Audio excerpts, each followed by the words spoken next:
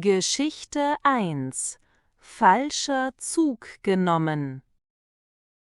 Hallo Dennis, du wirkst genervt. Was ist passiert? Hallo Emma, ich habe heute den falschen Zug genommen, weil ich mich am Gleis vertan habe. Oh nein, wie konnte das passieren? Ich war am Bahnhof und die Anzeige hat schnell gewechselt. Deshalb habe ich nur kurz geschaut. Warst du in Eile? Ja, denn ich hatte nur 3 Minuten. Ich wollte pünktlich sein. Und du bist einfach eingestiegen? Ja, ich habe den Zug gesehen und dachte, er fährt nach Leipzig. Hat er das nicht getan? Nein, nach 10 Minuten hat der Schaffner gesagt, dass der Zug nach Dresden fährt. Oh wow, hast du sofort reagiert? Ja, ich bin aufgestanden, um schnell nach vorne zu gehen. Konntest du noch aussteigen? Nicht sofort, weil der Zug schon weitergefahren ist. Ich musste bis zur nächsten Station warten. Wie lange hat das gedauert?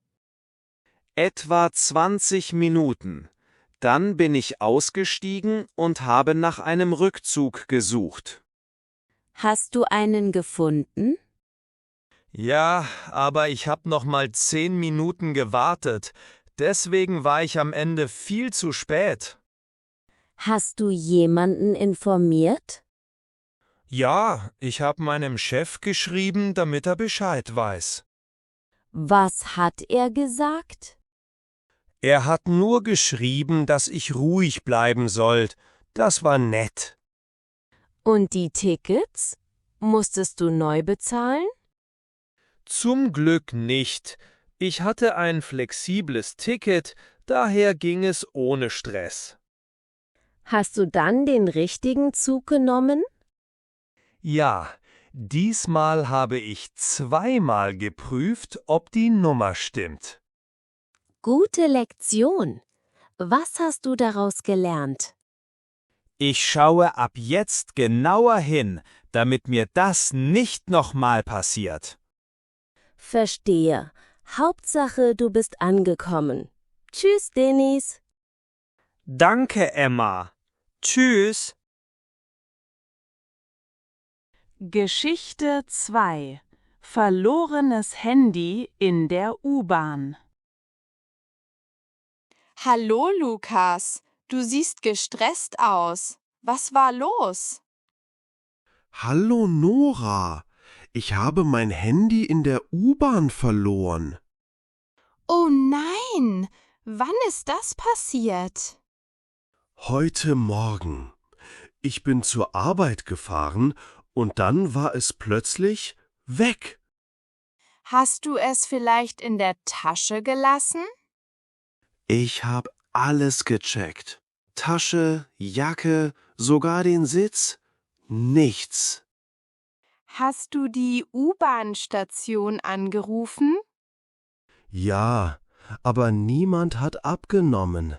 Deshalb bin ich zum Fundbüro gegangen. Und? Haben sie etwas gefunden? Leider nicht. Sie haben gesagt, ich soll morgen wiederkommen. Hast du dein Handy wenigstens orten können? Kurz, es hat noch 10 Minuten lang angezeigt, dass es in der Stadt war. Dann hat es jemand gefunden. Hast du es angerufen? Ja, ich hab's mehrmals angerufen, aber niemand ist rangegangen. Hast du es gesperrt, damit niemand deine Daten nutzt?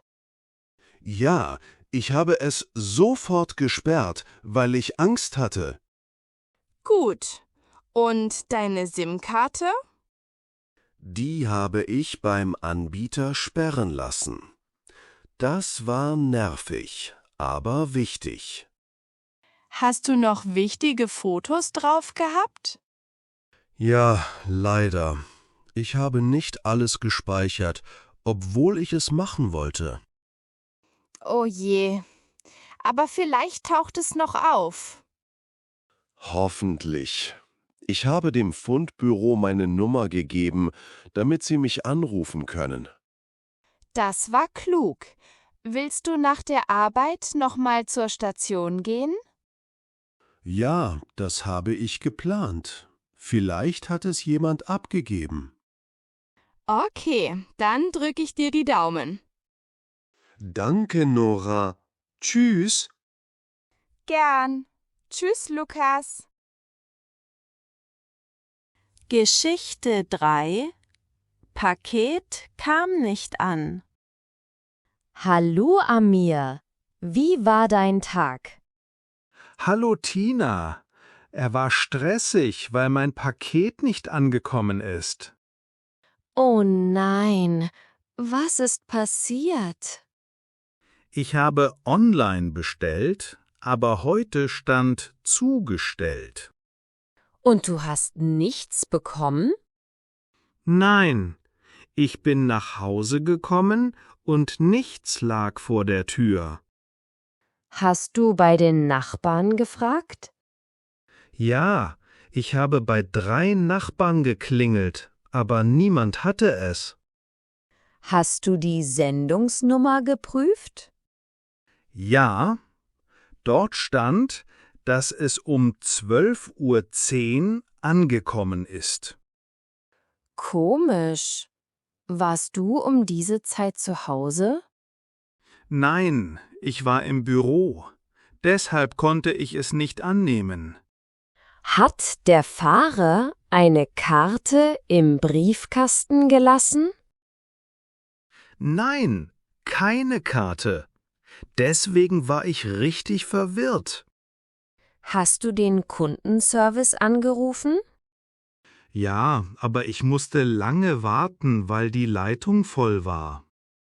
Und was haben sie gesagt? Sie haben gesagt, ich soll morgen nochmal schauen, ob es zurückkommt. Haben sie gesagt, wo es abgegeben wurde? Ja, Sie haben gesagt, dass es vielleicht bei einem Nachbarn ist. Aber du hast doch schon gefragt. Genau. Deshalb habe ich eine Beschwerde geschrieben. Gut. Hast du auch eine Erstattung beantragt? Noch nicht. Ich wollte erst warten, damit es nicht doppelt läuft. Verstehe. Und was war in dem Paket? Ein Kopfhörer. Ich brauchte ihn für die Arbeit. Oh, dann war es wichtig.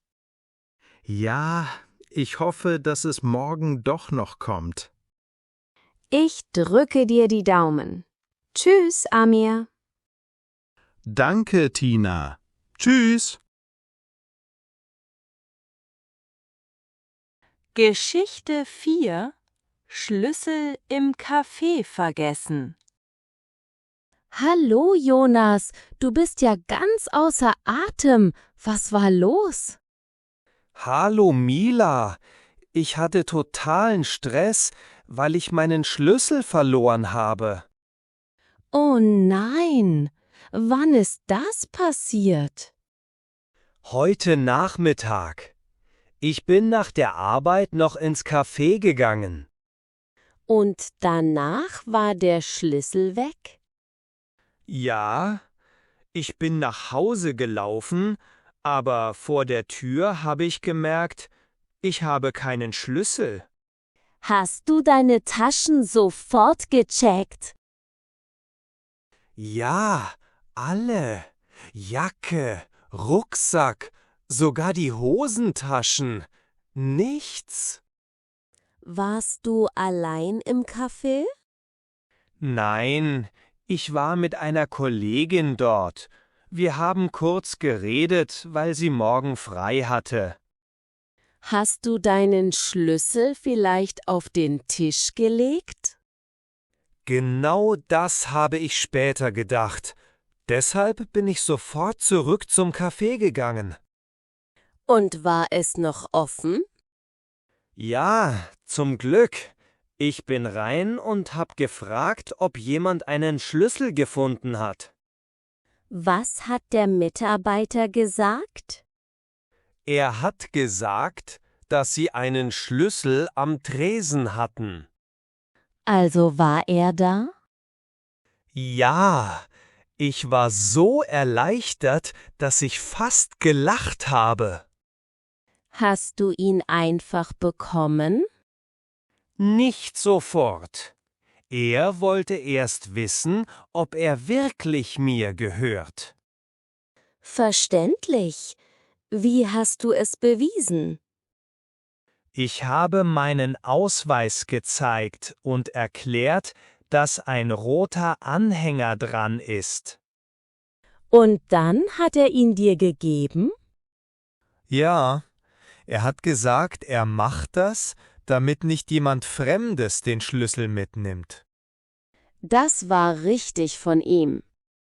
Ja, denn sonst hätte ich ein großes Problem gehabt. Was hättest du gemacht, wenn der Schlüssel nicht da gewesen wäre? Ich hätte den Hausmeister angerufen, um die Tür öffnen zu lassen. Das wäre teuer geworden. Genau. Deshalb habe ich mir vorgenommen, den Schlüssel nie mehr auf den Tisch zu legen. Gute Idee. Hast du deiner Kollegin auch Bescheid gesagt? Ja, ich habe ihr geschrieben, damit sie morgen auch aufpasst. Sehr gut. Dann war am Ende doch alles okay. Ja, zum Glück. Danke, Mila. Tschüss. Gern. Pass auf dich auf. Tschüss, Jonas. Geschichte 5. Termin beim Bürgeramt verpasst.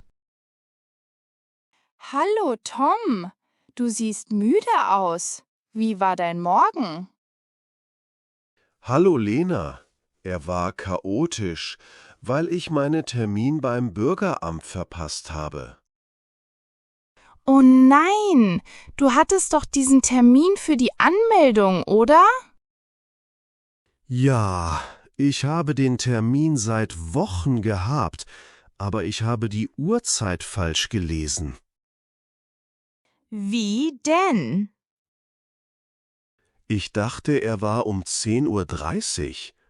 In der Bestätigung stand aber, dass er um 9:30 Uhr war. Autsch, wann hast du es gemerkt? Erst im Bus.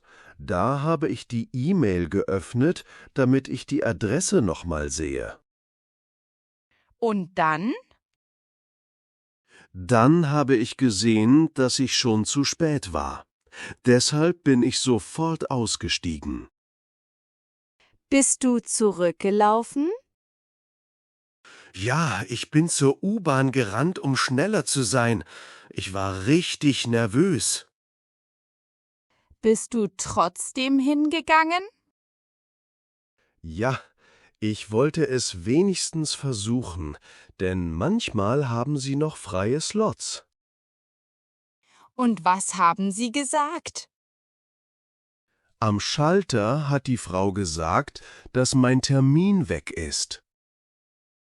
Oh nein. Ja, aber sie hat mich gefragt, ob ich warten kann. Das war nett. Total. Ich habe gewartet, weil jemand anderes nicht gekommen ist.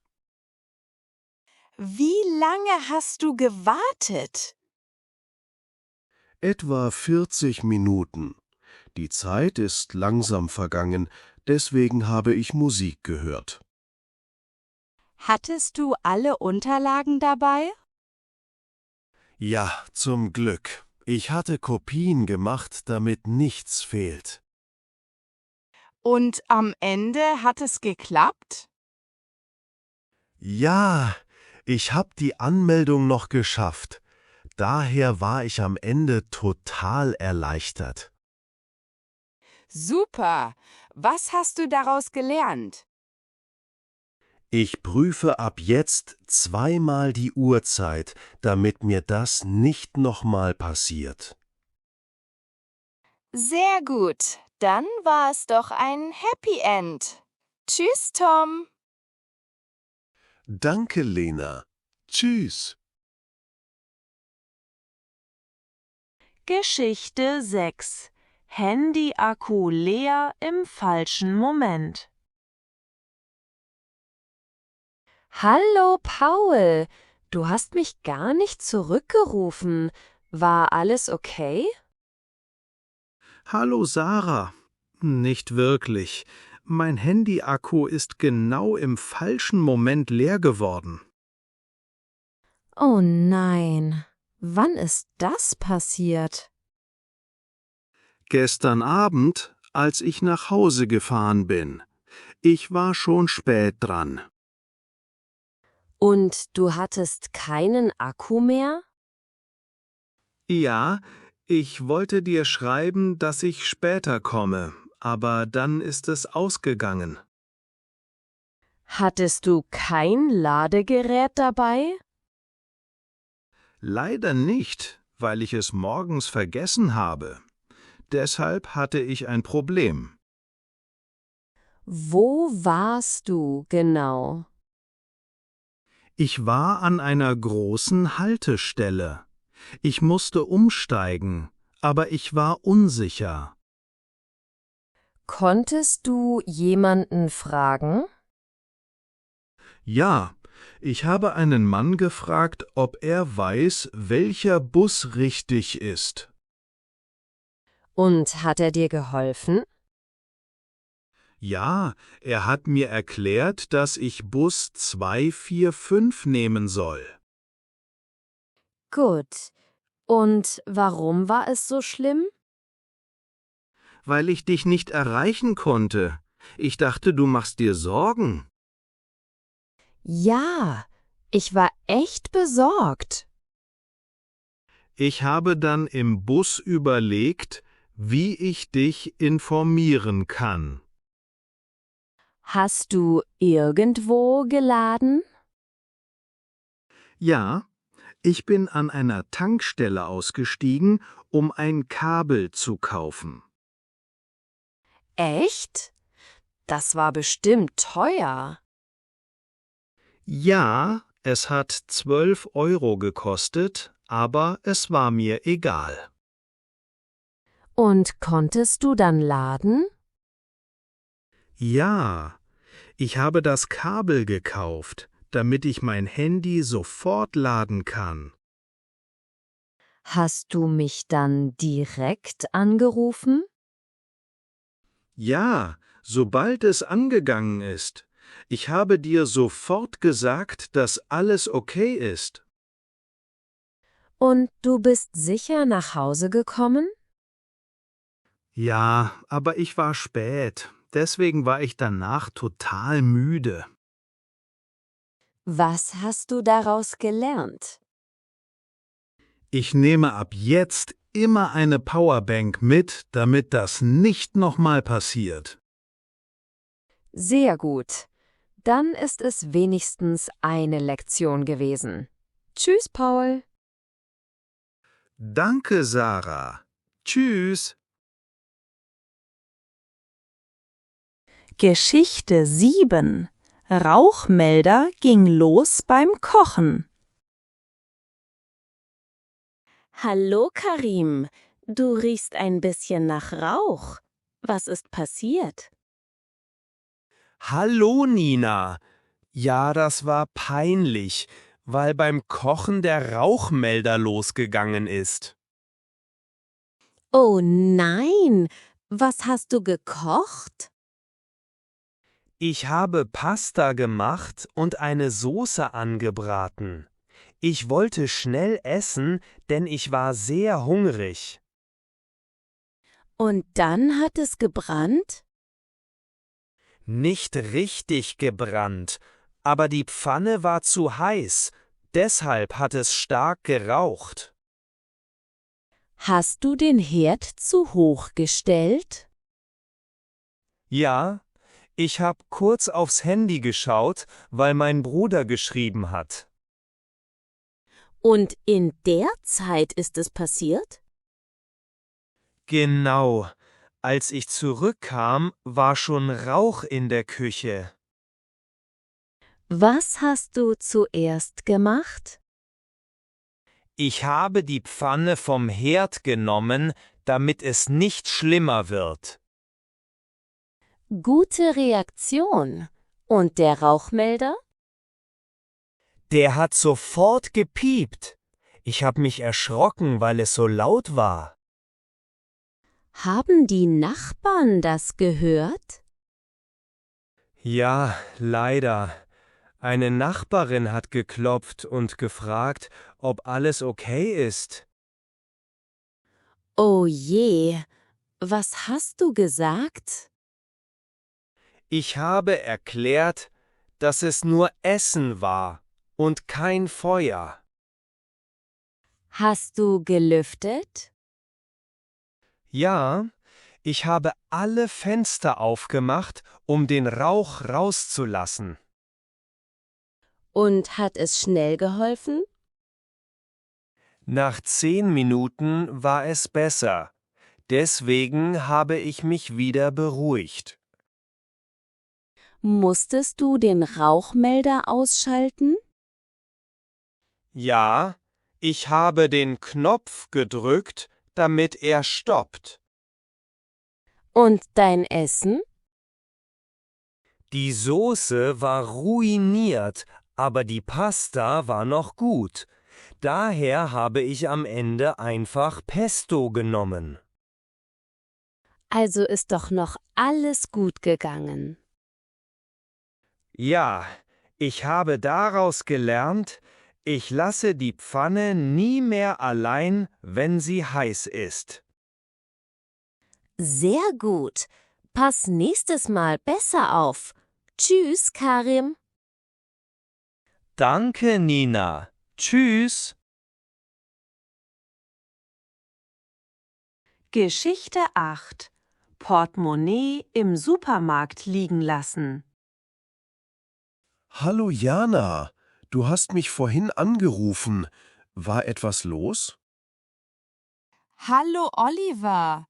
Ja, ich war total panisch, weil ich mein Portemonnaie im Supermarkt liegen gelassen habe. Oh nein, wann hast du es bemerkt? Erst draußen. Ich stand schon am Fahrrad und wollte losfahren. Dann habe ich gemerkt, dass meine Tasche offen war. Hast du sofort nachgeschaut? Ja, Karte, Schlüssel, Handy waren da, aber das Portemonnaie war weg. Deshalb habe ich mich direkt umgedreht. Bist du zurück in den Laden gegangen? Ja, ich bin reingerannt, um schnell zu fragen. Ich hatte richtig Angst. Hast du gedacht, jemand hat es geklaut? Ja, denn es waren viele Leute da und ich war nicht sicher. Und was ist dann passiert? Ich bin zur Kasse gegangen und habe gefragt, ob jemand ein Portemonnaie gefunden hat. Was hat die Kassiererin gesagt? Sie hat gesagt, dass vor 5 Minuten jemand eins abgegeben hat. Oh, das ist ja Glück. Ja, aber sie wollte erst meinen Ausweis sehen, damit sie sicher ist. Hattest du den Ausweis dabei? Zum Glück ja. Ich habe ihn in der Jackentasche gehabt. Und dann hast du es zurückbekommen? Ja, ich habe es geöffnet, damit ich prüfen kann, ob alles drin ist. War alles da? Ja, Bargeld und Karten waren noch drin. Deswegen war ich sofort erleichtert. Weißt du, wo du es liegen gelassen hast? Ja, ich hab's auf das Band gelegt, weil ich schnell einpacken wollte. Dann hab ich's vergessen. Das passiert schnell, wenn man gestresst ist. Genau. Daher habe ich mir vorgenommen, immer erst zu bezahlen und dann langsam einzupacken. Hast du dich bei der Person bedankt, die es abgegeben hat? Leider war sie schon weg, aber ich habe der Kassiererin Danke gesagt. Hauptsache, es ist wieder da. Tschüss, Jana. Ja, zum Glück. Danke fürs Zuhören, Oliver. Tschüss. Geschichte 9. Handy ins Wasser gefallen. Hallo, Ben. Du schaust so traurig. Was ist passiert? Hallo Nadia, mir ist etwas Dummes passiert, weil mein Handy ins Wasser gefallen ist. Oh nein, wo denn? In der Küche? Nein, im Badezimmer. Ich habe mir die Hände gewaschen und das Handy lag am Rand vom Waschbecken. Und dann ist es reingefallen? Ja, ich habe mich kurz umgedreht, um ein Handtuch zu holen, und in dem Moment ist es gerutscht. Hast du es sofort rausgezogen? Ja, sofort. Aber der Bildschirm hat schon geflackert. Deshalb habe ich richtig Panik bekommen. Hast du es ausgeschaltet? Das ist wichtig. Ja, ich habe es sofort ausgeschaltet, damit kein Kurzschluss passiert. Sehr gut. Was hast du danach gemacht? Ich habe es mit einem Tuch abgetrocknet und dann in Reis gelegt, weil das angeblich hilft. Und hat es geholfen? Ich weiß es noch nicht. Ich habe gewartet, damit es komplett trocken wird. War das Handy teuer? Ja, leider. Deswegen war ich so frustriert. Hattest du wichtige Fotos oder Daten drauf? Ja, viele. Ich hatte zwar Cloud, aber nicht alles war gespeichert. Oh nein, hast du jemanden um Hilfe gefragt? Ja, ich habe meinen Bruder angerufen, weil er sich auskennt. Und was hat er gesagt? Er hat gesagt, dass ich es mindestens 24 Stunden nicht einschalten soll. Das klingt sinnvoll. Und was hast du gemacht? Ich habe es liegen lassen und dann im Laden gefragt, ob sie es prüfen können. Konnten sie das? Ja, aber erst morgen. Daher musste ich warten. Hast du ein Ersatzhandy? Ja, ein altes. Ich habe es benutzt, damit ich erreichbar bin. Gut. Was hast du daraus gelernt? Ich lege mein Handy nie mehr ans Waschbecken, wenn Wasser in der Nähe ist. Sehr gut. Hoffentlich klappt es noch. Tschüss, Ben. Danke, Nadia. Tschüss. Geschichte 10. Stromausfall am Abend. Hallo Jan, warum sitzt du im Dunkeln? Ist alles okay? Hallo Mira. Nicht wirklich. Bei mir ist gestern Abend der Strom ausgefallen. Oh nein, wann ist das passiert? Genau als ich kochen wollte. Ich habe den Herd angemacht und plötzlich war alles aus. Hast du zuerst gedacht, dass nur eine Lampe kaputt ist? Ja, aber dann habe ich gemerkt, dass auch WLAN und Kühlschrank aus waren. Hast du den Sicherungskasten geprüft? Ja, ich bin sofort in den Flur gegangen, um nachzuschauen. Und? War eine Sicherung raus? Ja, eine war unten, deshalb habe ich sie wieder hochgedrückt. Hat es geholfen? Kurz. Nach 2 Minuten ist sie wieder rausgesprungen. Deswegen war ich nervös. Hast du dann alles aus der Steckdose gezogen? Ja, damit nichts kaputt geht. Ich habe sogar den Wasserkocher ausgesteckt, weil ich unsicher war. Gute Idee. Hast du den Nachbarn gefragt, ob sie auch Strom hatten? Ja, ich habe bei Frau Berger geklingelt. Sie hatte Strom. Daher lag es nur an meiner Wohnung. Dann war es wahrscheinlich ein Gerät. Genau.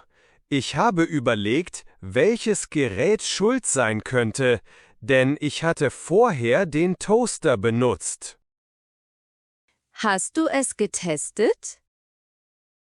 Ja, ich habe die Sicherung wieder eingeschaltet und dann Geräte einzeln angeschlossen, damit ich den Fehler finde. Und was ist passiert?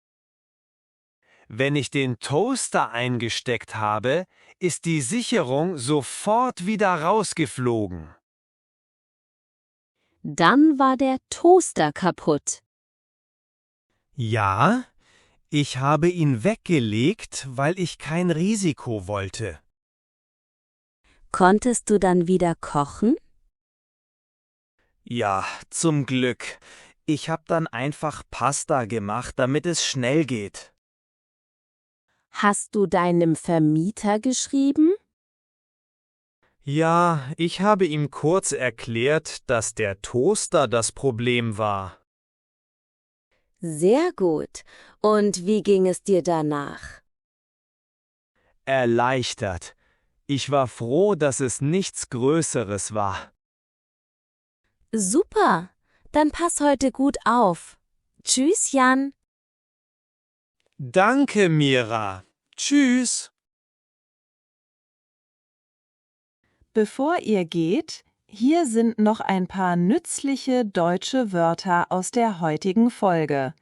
Sie sind für A2-B1-Niveau und helfen euch, euren Wortschatz zu erweitern. Übt sie und schreibt uns euren Favoriten in die Kommentare.